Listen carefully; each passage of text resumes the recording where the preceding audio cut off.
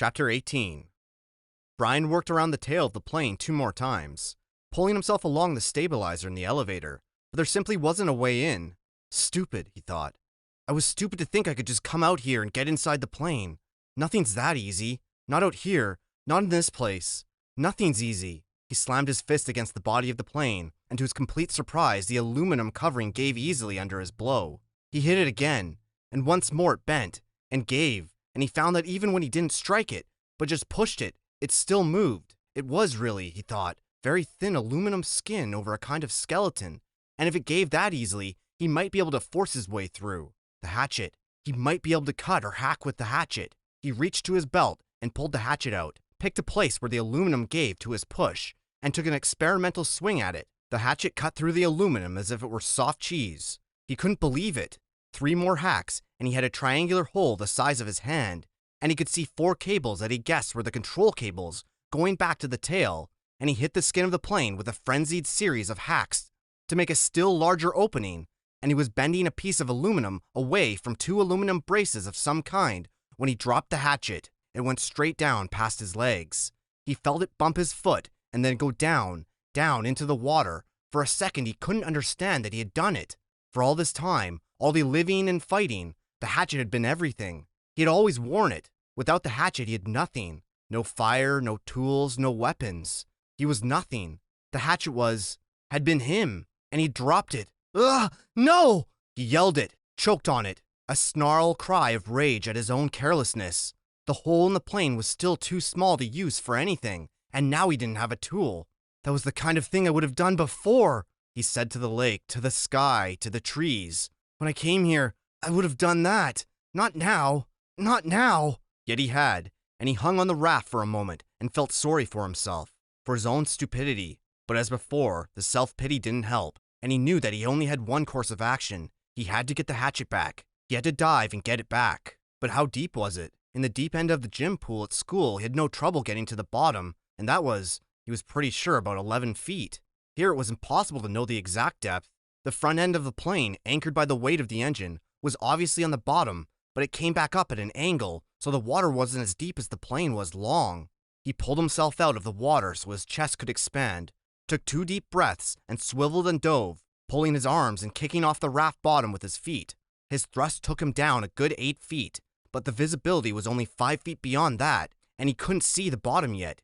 He clawed down 6 or 7 feet, the pressure pushing in his ears, until he held his nose and popped them, and just as he ran out of breath and headed back up, he thought he saw the bottom, still 4 feet below his dive. He exploded out of the surface, bumping his head on the side of the elevator when he came up, and took air like a whale, pushing the stale air out until he wheezed, taking new in.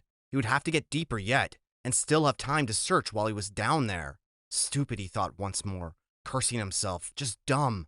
He pulled air again and again, pushing his chest out until he couldn't possibly get any more capacity, then took 1 more deep lungful, wheeled and dove again. This time he made an arrow out of his arms, and used his legs to push off the bottom of the raft, all he had in his legs, to spring snap and propel him down. As soon as he felt himself slowing a bit, he started raking back with his arms at his sides, like paddles, and thrusting with his legs like a frog. And this time he was so successful that he ran his face into the bottom of the mud. He shook his head to clear his eyes, and looked around. The plane disappeared out, and down in the front of him. He thought he could see the windows, and that made him think again of the pilot sitting inside, and he forced his thoughts from it.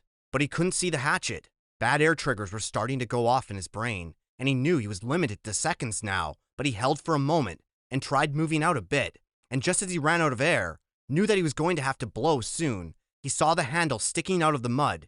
He made 1 grab, missed, reached again, and felt his fingers close on the rubber. He clutched it, and in one motion slammed his feet down into the mud and powered himself up. But now his lungs were ready to explode, and he had flashes of color in his brain, explosions of color, and he would have to take a pull of water, take it into his lungs, and just as he opened his mouth to take it in, to pull in all the water in the lake, his head blew out of the surface and into the light. It was as if a balloon had exploded. Old air blew out of his nose and mouth, and he pulled new in again and again. He reached for the side of the raft and hung there, just breathing, until he could think once more. The hatchet clutched and shining in his right hand. All right. The plane. Still the plane. He went back to the hole in the fuselage and began to chop and cut again, peeling the aluminum skin off in pieces. It was slow going because he was careful, very careful with the hatchet, but he hacked and pulled until he had opened a hole large enough to pull his head and shoulders in and look down into the water. It was very dark inside the fuselage, and he could see nothing, certainly no sign of the survival pack.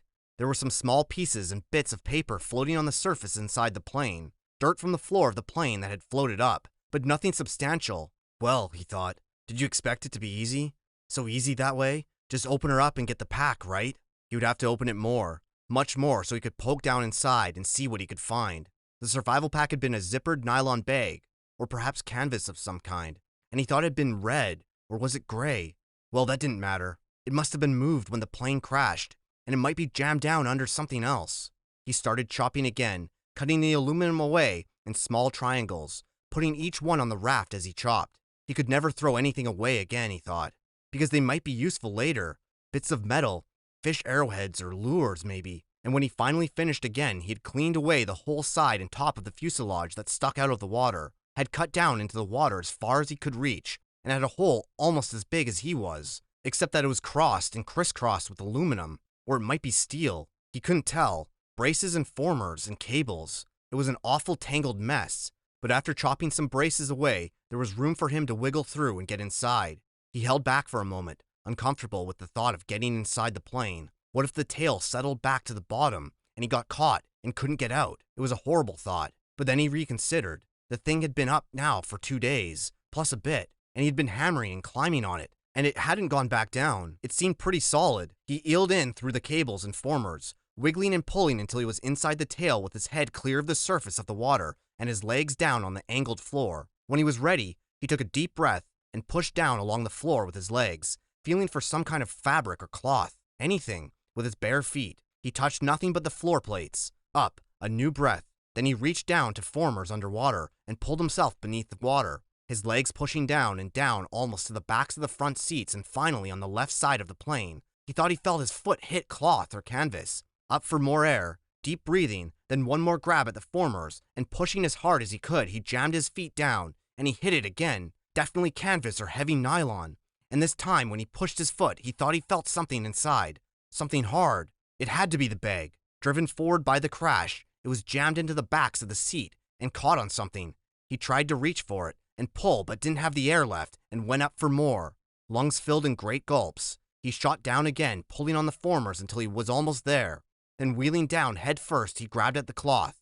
It was the survival bag. He pulled and tore at it to loosen it, and just as it broke free, his heart leaped to feel it rise. He looked up, above the bag, in the light coming through the side window, the pale green light from the water. He saw the pilot's head, only it wasn't the pilot's head any longer. The fish. He'd never really thought of it, but the fish he'd been eating all this time had to eat too. They'd been at the pilot all this time, almost 2 months, nibbling and chewing, and all that remained was the not quite clean skull, and when he looked up, it wobbled loosely. Too much. Too much. His mind screamed in horror, and he slammed back and was sick in the water, sick so that he choked on it and tried to breathe water, and could have ended there, ended with the pilot where it almost ended when they first arrived, except that his legs jerked. It was instinctive, fear more than anything else, fear of what he'd seen, but they jerked and pushed, and he was headed up when they jerked, and he shot to the surface, still inside the birdcage of the formers and cables. His head slammed into a bracket as he cleared, and reached up to grab it, and was free, in the air, hanging up in the tail. He hung that way for several minutes, choking and heaving and gasping for air, fighting to clear the picture of the pilot from his mind. It went slowly. He knew it would never completely leave, but he looked to the shore, and there were trees and birds. The sun was getting low and golden over his shelter, and when he stopped coughing, he could hear the gentle sounds of the evening, the peace sounds, the bird sounds, the breeze in the trees. The peace finally came to him, and he settled his breathing. He was still a long way from being finished. He had a lot of work to do. The bag was floating next to him, but he had to get out of the plane and onto the raft, then back to shore. He wiggled out through the formers. It seemed harder than when he came in, and pulled the raft around. The bag fought him. It was almost as if he didn't want to leave the plane. He pulled and jerked, and still it wouldn't fit, and at last he had to change the shape of it, rearranging what was inside by pushing and pulling at the sides until he had narrowed it and made it longer. Even when it finally came, it was difficult, and he had to pull first at one side, then another, an inch at a time, squeezing it through. All of this took some time, and when he finally got the bag out and tied on top of the raft, it was nearly dark. He was bone tired from working in the water all day, chilled deep, and he still had to push the raft to shore. Many times he thought he would not make it. With the added weight of the bag, which seemed to get heavier by the foot, coupled with the fact he was getting weaker all the time, the raft seemed barely to move. He kicked and pulled and pushed, taking the shortest way straight back to the shore, hanging to rest many times, then surging again and again. It seemed to take forever, and when at last his feet hit bottom, and he could push against the mud and slide the raft into the shore weeds to bump against the bank, he was so weak he couldn't stand, had to crawl, so tired he didn't even notice the mosquitoes that tore into him like a gray, angry cloud. He'd done it. That's all he could think now. He'd done it. He turned and sat on the bank with his legs in the water and pulled the bag ashore and began the long drag. He couldn't lift it back down the shoreline to his shelter. 2 hours, almost 3, he dragged and stumbled in the dark, brushing the mosquitoes away, sometimes on his feet, more often on his knees, finally to drop across the bag and to sleep when he made the sand in front of the doorway. He'd done it.